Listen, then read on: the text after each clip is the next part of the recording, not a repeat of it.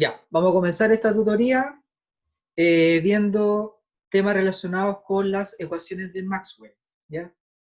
Materia obviamente relacionada con la prueba A2 de mañana.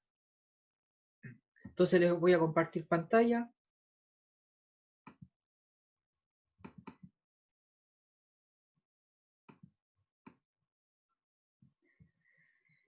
Aquí tenemos una serie de afirmaciones sobre la ley de Gauss magnética y hay que indicar si son verdaderas o falsas y además hay que justificarlo, ¿ya?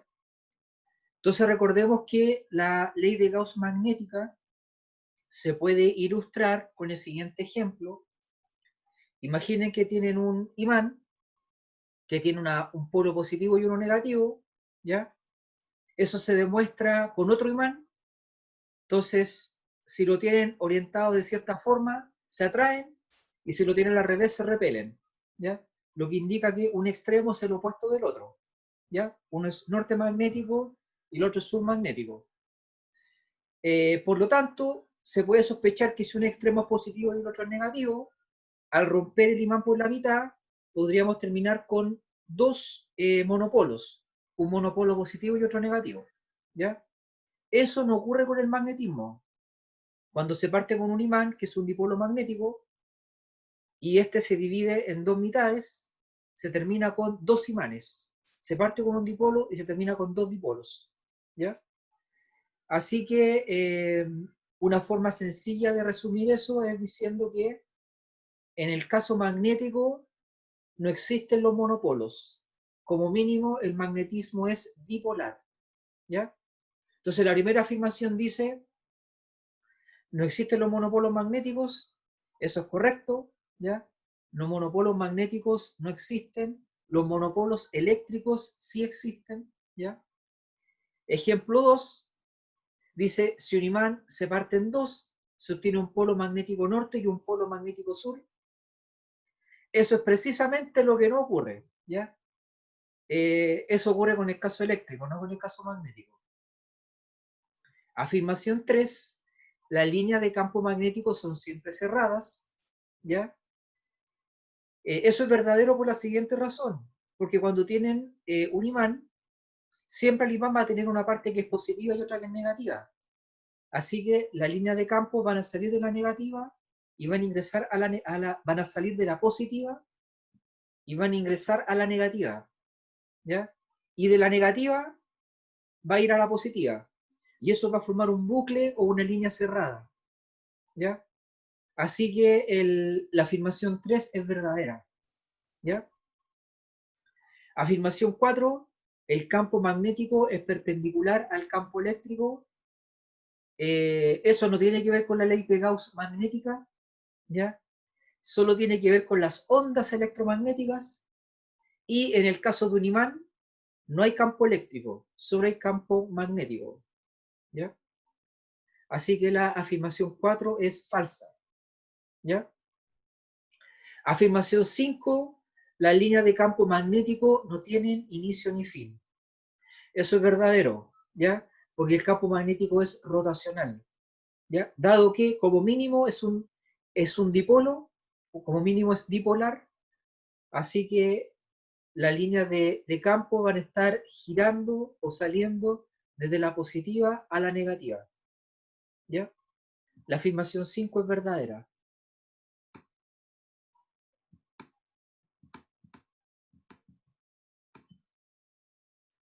¿Alguna pregunta?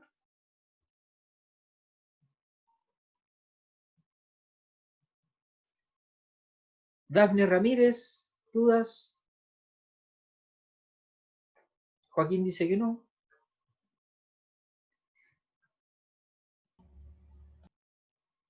Alejandra, ¿dudas? Profe, Sí, Paola. hola. Hola. Yo nunca entendí cómo en una diferencia de potencial se podía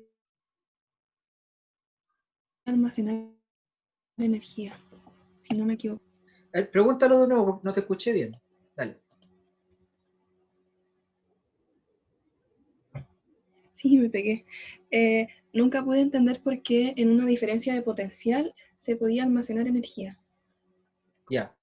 Como Alejandra pregunta, más- ¿la línea de campo eléctrico si tiene inicio y fin? Sí, ¿ya? Y Alejandra, si tienes un protón, vas a ver que termina, o sea, que empieza en el protón, la línea de campo, y que terminan en el infinito. No son rotacionales, ¿ya? Y en el caso del electrón sería lo contrario. Finaliza en el electrón, ¿ya? Sobre la pregunta que hizo Paola del potencial. Lo correcto es decir que el potencial eléctrico cuantifica la energía que hay en esa zona, pero por unidad de carga, ¿ya? No dice el potencial cuántos joules hay, ¿ya? Lo que hay es cuántos joules hay por coulomb, por cada coulomb, ¿ya? Entonces, por ejemplo, se conectan un cable a 9 voltios, o sea, 9 joules por cada coulomb, ¿ya? Significa que dentro del cable metálico se van a mover cargas. Cada carga va a adquirir energía cinética, ¿ya?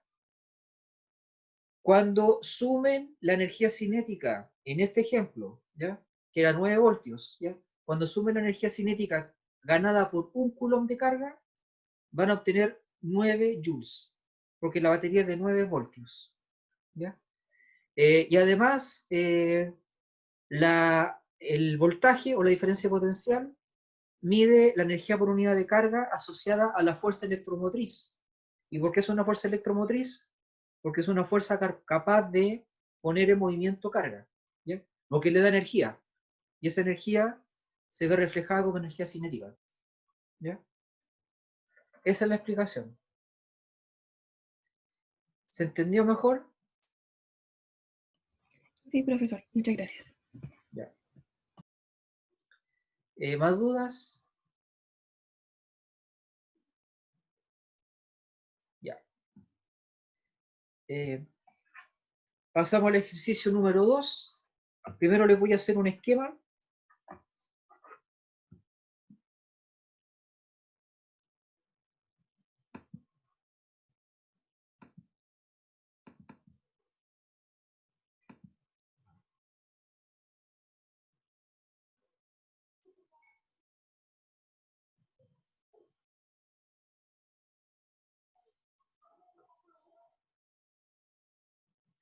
Si tienen un cable rojo vertical por el que fluye corriente hacia arriba, ¿ya?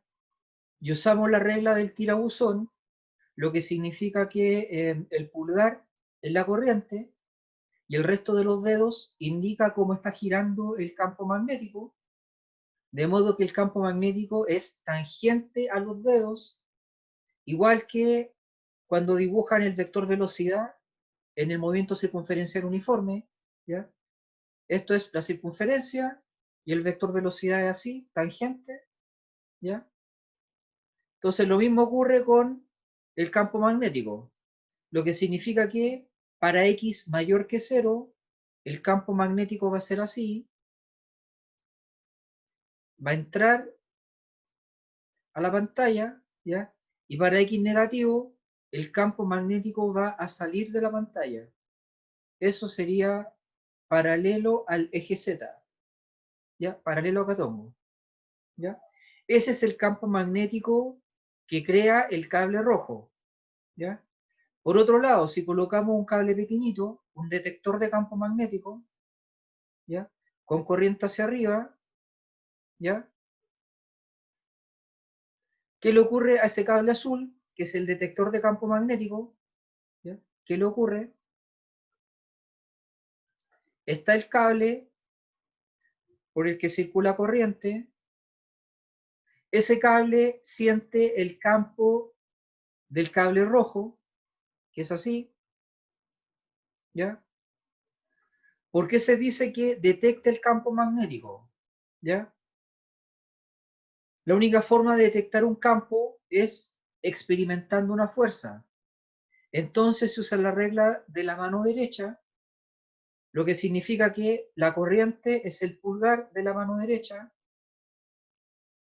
el dedo índice es el campo magnético y si hacen eso, el dedo cordial les va a quedar así, y esa va a ser la fuerza, ¿ya?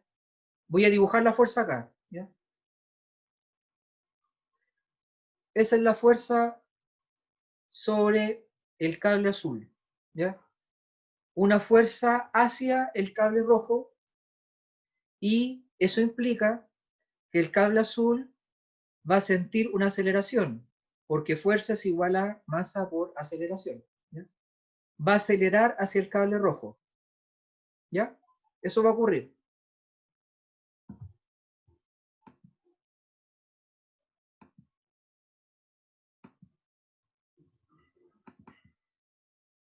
Entonces aquí dice, indique si las siguientes afirmaciones son verdaderas o falsas. Se tiene un cable A, que es el rojo, que genera un campo magnético, y un cable B que actúa como sensor o detector de la interacción magnética, el cable azul, ¿ya? Luego, la fuerza neta sobre el cable azul es 0, eso es falso. Ya vimos que, de acuerdo con la regla de la mano derecha, aparece una fuerza hacia la izquierda, ¿ya? Afirmación 2, el cable azul experimentará una aceleración. Eso es verdadero porque si hay fuerza, hay aceleración, ¿ya? Afirmación 3, el cable azul se alejará de A, del cable rojo. Eso es falso porque vimos que la fuerza apunta hacia el cable rojo, ¿ya? Afirmación 4, el cable azul se acercará al cable rojo. Verdadero porque la fuerza va hacia el cable rojo, ¿ya? Y 5, el cable azul se desplazará en sentido Y. Eso es falso porque la fuerza está en X, así que se va a desplazar en X, en 1,0,0, ¿ya? Es el análisis que podemos hacer de esta situación.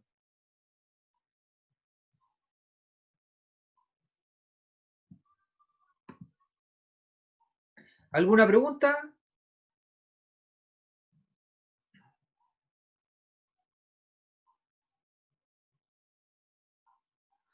La última afirmación, ahí en, ya.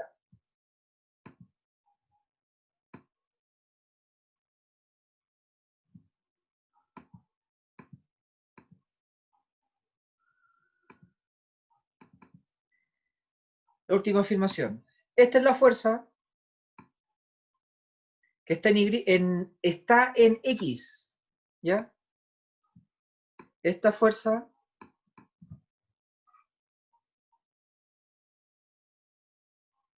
está en X negativo, en menos y tombo, ¿ya? Por lo tanto, se desplazará en X negativo, en menos 1,0,0, ¿ya? Y el ejercicio decía que se desplazaba en 0, 1, 0. Por eso es falso, ¿ya? Se va a desplazar en menos X, ¿ya? ¿Se entendió allí? Ya.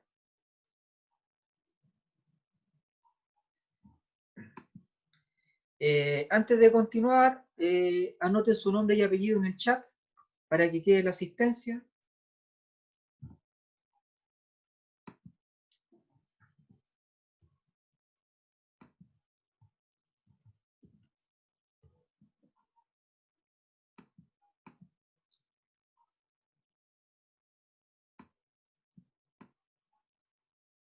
Ya, Antonia, Jen, Paola, Amanda, Constanza, Joaquín, ¿ya? Aldo, Alejandra, Cristóbal, ya. Alberto.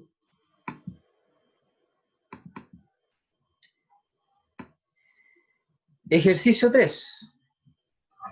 La ley de Gauss magnética se explica como derivada del campo magnético en X respecto de X más derivada del campo magnético en Y respecto de Y más derivada del campo magnético en Z respecto de Z es 0, ¿ya? Eso los matemáticos saben que implica que el campo Bx, By, Bz es rotacional, ¿ya? Si la suma de las tres derivadas da 0, es rotacional. Si no da cero, es como el campo eléctrico, ¿ya? En ese caso existen monopolos. Cuando la suma da cero es porque no existen monopolos, ¿ya?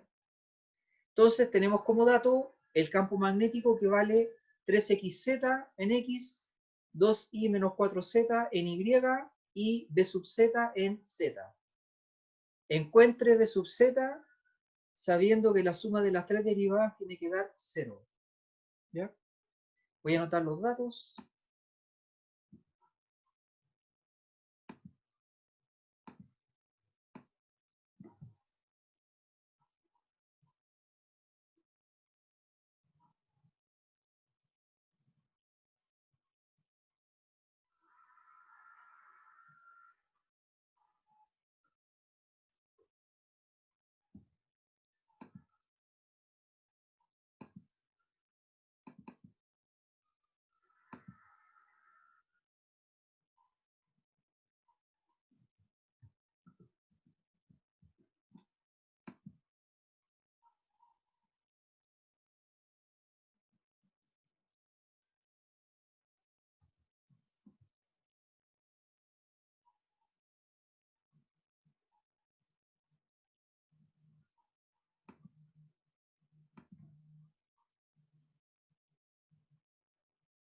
Ya. Esto es b sub x, esto es b sub y lo que queda es b sub z. Entonces, primero hay que derivar respecto de x 3xz, ¿ya? O sea, x es la variable. Se puede escribir así. 3z por x, dado que x es la variable. Como x es la variable, esto es constante, ¿ya? Porque x es la variable. Así que la derivada de una constante por x es igual a la constante. ¿Ya? El que sigue. Derivar respecto de y, b en y. ¿Ya? Entonces la derivada de esta parte respecto de y es 2. ¿Ya? Y como y es la variable, esto es constante, porque y es la variable. Así que esto es constante. La derivada de una constante es 0. ¿Ya? Y por último, esta es la incógnita. ¿Ya? Así que si ese campo magnético es un verdadero campo magnético, tiene que cumplirse esto. La derivada de b sub x respecto de x, más la derivada de b sub y respecto de y, más la derivada de b sub z respecto de z, eso tiene que ser 0. ¿Ya? El primer término dio 3z, el segundo término dio 2, y el tercero no sabemos cuánto da, pero la suma de las tres cosas da 0, lo que implica que esta derivada, para que dé 0, ¿ya? Tiene que ser el opuesto de 3z más 2. ¿Ya? El opuesto. ¿Ya? Entonces lo que estamos viendo acá es algo que ya se derivó. ¿Ya? Lo que implica que b sub z, si al ser derivado dio menos 3z a la 1, antes de ser derivado era z al cuadrado. ¿Ya? Y aquí tiene que ser menos 3 medios. ¿Ya? Para que al derivarlo de eso, ¿ya? Si aquí ya está derivado y dio menos 2, significa que antes de ser derivado era menos 2z, ¿ya? Por lo tanto, bz es menos 1.5 z cuadrado menos 2z. Si fuera otra cosa, no cumpliría con la ley de Gauss magnética, ¿ya? Allen dice si en la integral es verdadero. Sí, en la integral. ¿Ya? Más preciso, se dice primitiva. ¿Ya? B sub z es la primitiva de lo que estamos viendo. ¿Ya? Correcto, Allen. ¿Más dudas?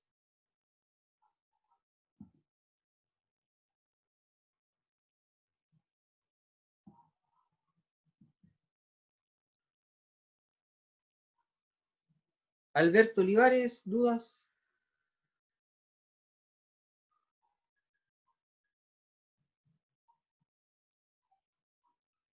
Ya, no hay dudas. Antonia Espinosa.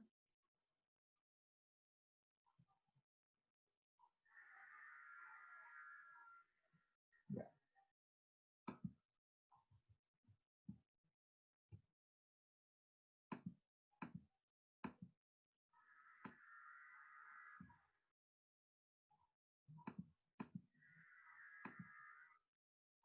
Ok. Siguiente ejercicio.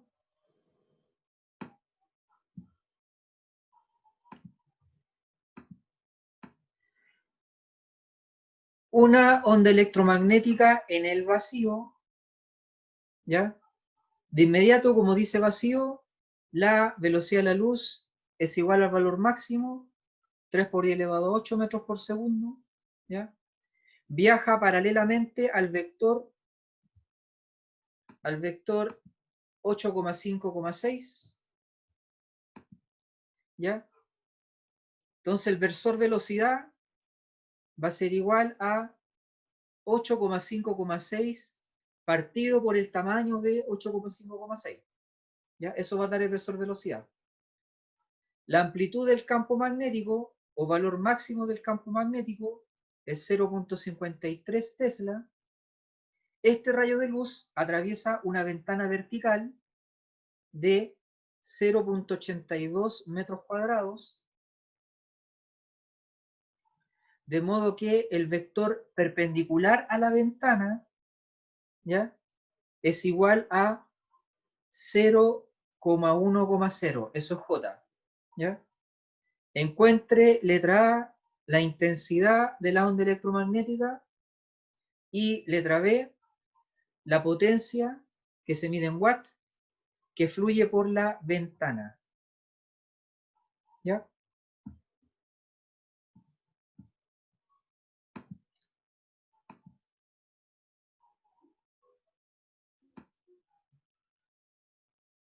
Ya. Williams tiene que anotarse en el chat para que quede presente. ¿Ya? Ya pasamos la asistencia.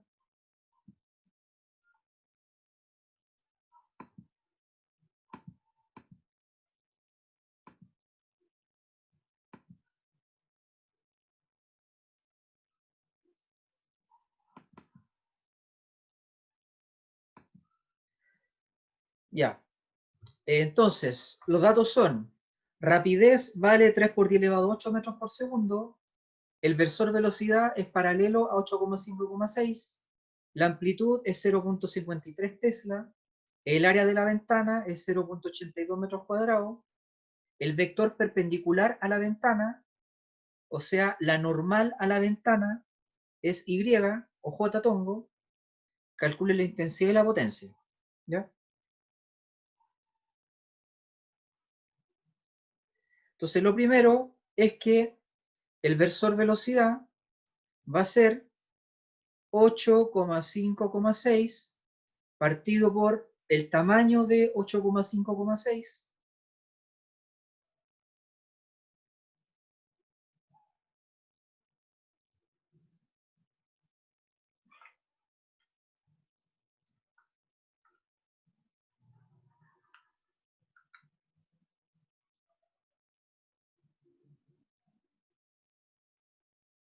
Entonces eso va a quedar 11,2.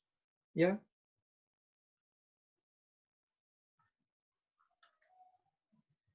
En X da 0,71. En Y da 0,45.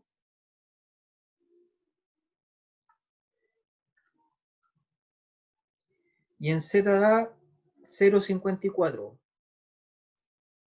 ¿Ya? Según vimos en la clase 12, cuando hay una ventana, es en la ventana, hay un vector perpendicular a la ventana, ¿ya?, Y está el vector velocidad de la luz, que puede ser así, ¿ya? El vector velocidad, ¿ya?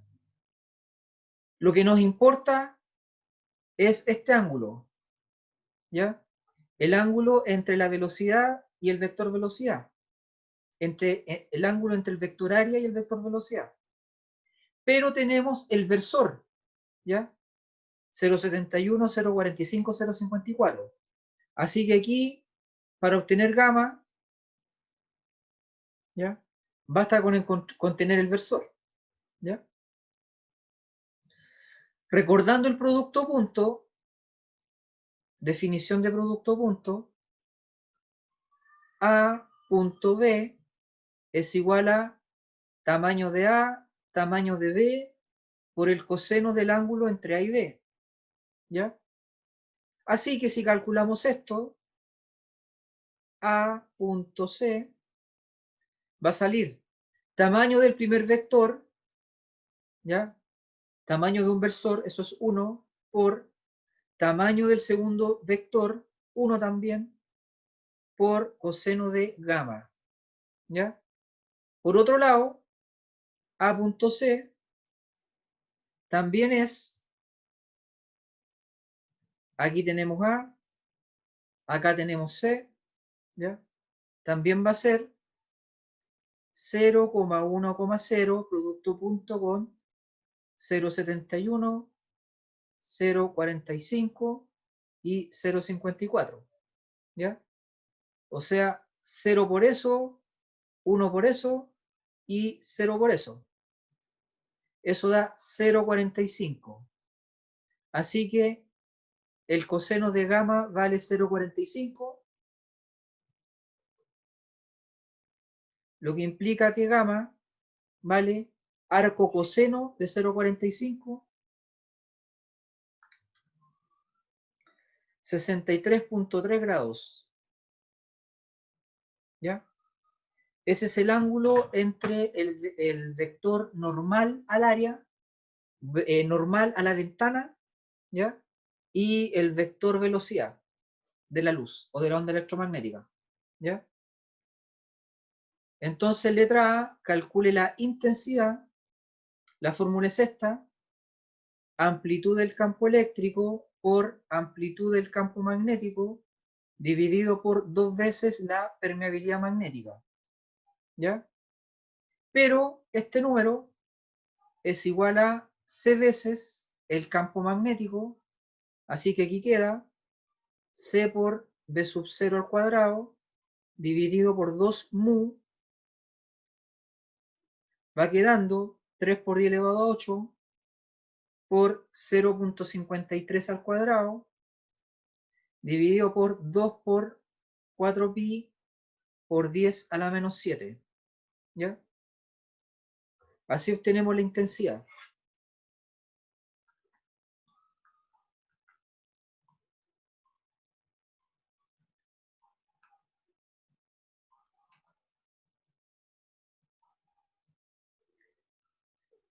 (3.35 por 10 elevado a 13 watt por metro cuadrado), ¿ya?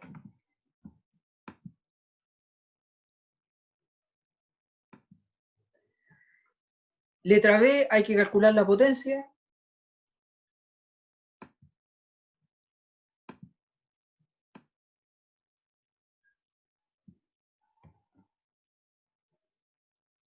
Letra B, la potencia es igual a intensidad por área por coseno de gamma, ¿ya? La intensidad la calculamos en la letra A, 3.35 por 10 elevado a 13. El área de dato vale 0.82 y coseno de gamma es 0,45, ¿ya? Con eso tenemos la potencia.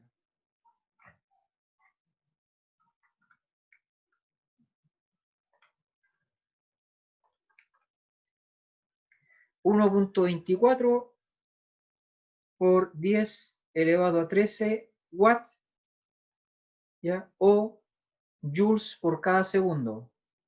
Eso es un watt. ¿Ya?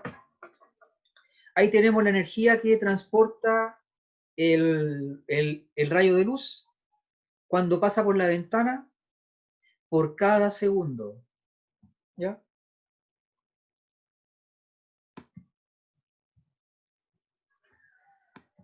¿Alguna pregunta? Alejandra no entendió el cálculo de coseno de alfa. Ya, lo vamos a hacer de nuevo.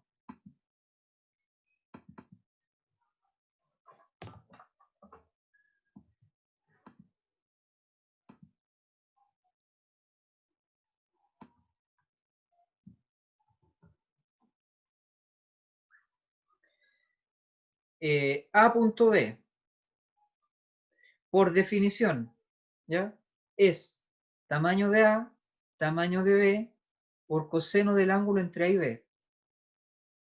Así que este versor, producto punto, con este versor, ¿ya? Va a ser igual, por definición, va a ser igual al tamaño del primero, por el tamaño del segundo, por el coseno entre los dos, ¿ya? El tamaño del versor A es 1 porque es versor, el tamaño del versor C es 1 porque es versor, ¿ya? Por coseno de gamma. Eso da coseno de gamma, ¿ya? Por otro lado, esto también es igual a 0,1,0 porque eso vale el versor A, ¿ya? Producto punto con 0,71, 0,45, 0,54, porque eso vale C, ¿ya? Y cuando se hace un producto punto entre vectores, se multiplica eso por eso, más eso por eso, más eso por eso, ¿ya? Y esa operación matemática da 0,45, ¿ya? Así se encuentra coseno de gamma, ¿ya?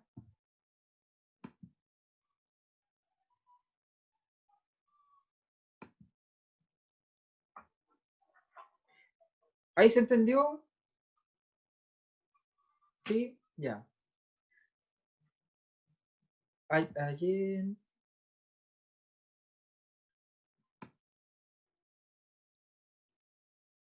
Ahí en este caso se obtenía gamma de inmediato, pero cuando ese ángulo sabemos que se debe restar a 90, que depende del ejercicio, ¿ya? Depende de qué ángulo te den, ¿ya?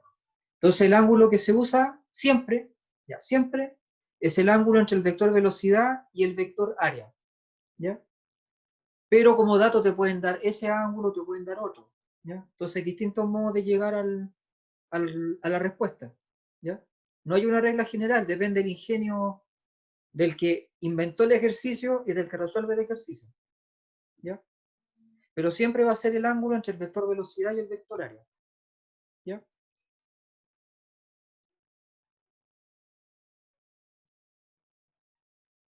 Dafne, ¿tiene alguna duda?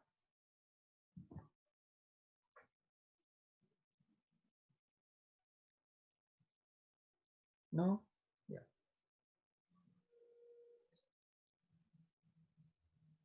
Ya. ¿Más preguntas?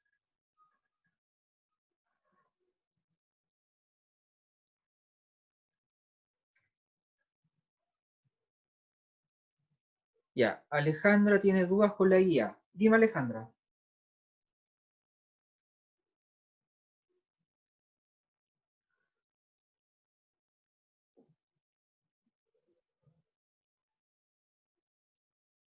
¿Ya?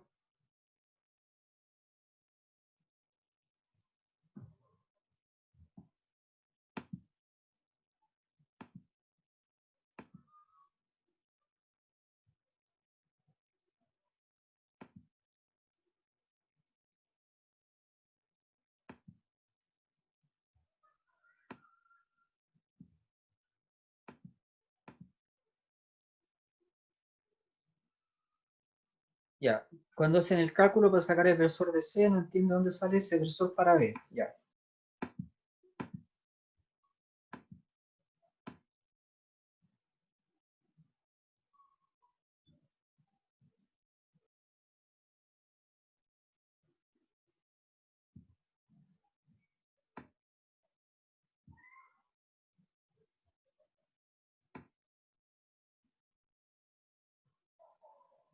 Ya.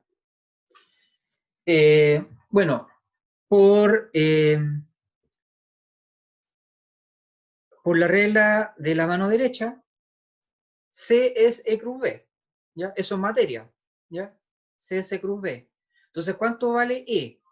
Ojo que dice versor E, producto cruz, versor campo magnético, ¿ya?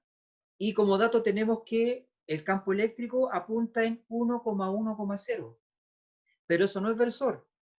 Se convierte en versor dividiendo por raíz cuadrada de 1 al cuadrado más 1 al cuadrado. Y eso da 0.707,0.707,0. Después dice cruz, versor, campo magnético. Y tenemos como dato que el campo magnético va en 1, menos 1,0. Pero eso no es versor. Así que se convierte en versor dividiendo por raíz de 1 al cuadrado más 1 al cuadrado.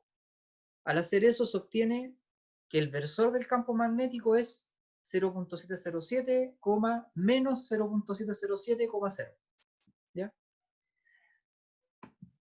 Entonces, de ahí salen los versores. De los vectores divididos por los tamaños correspondientes. ¿Ya? No son versores porque no tienen tamaño 1. Es correcto lo que dice Allen. Es versor cuando se divide por el módulo. Sí. Ya. ¿Más preguntas? La 5. Ya.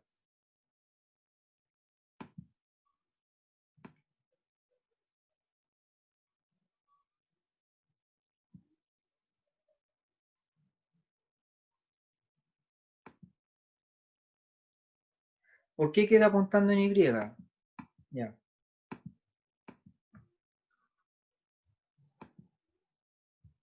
Voy a ver los datos.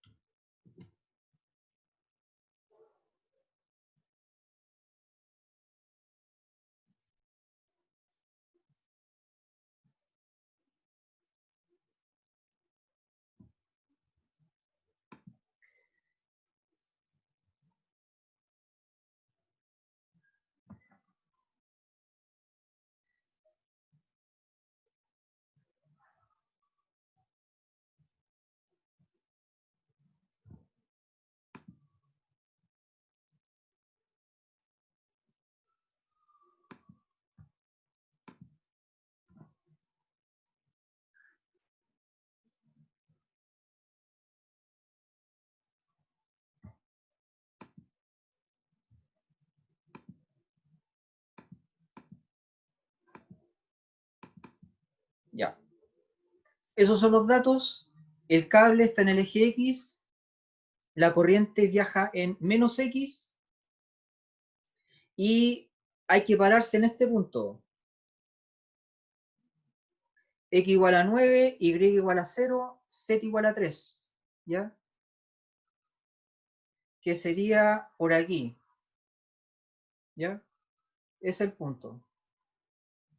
X igual a 9, Y igual a 0 y Z igual a 3. ¿Ya? Entonces, si colocan el pulgar de la mano derecha apuntando hacia allá, es el pulgar, ¿ya? Los dedos les van a quedar así, ¿ya? Les van a quedar así, ¿ya? Así que si me paro justo en P, ¿ya?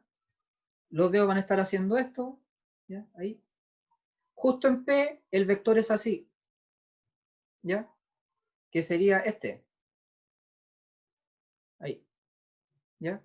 Y eso es paralelo a Y, y eso es más J, ¿ya? O sea, ¿por qué queda en Y o en J? La respuesta es por regla del tirabuzón, ¿ya?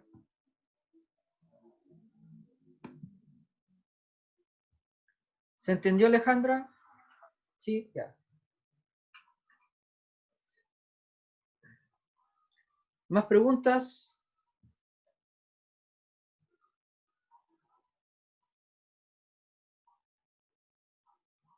Ya.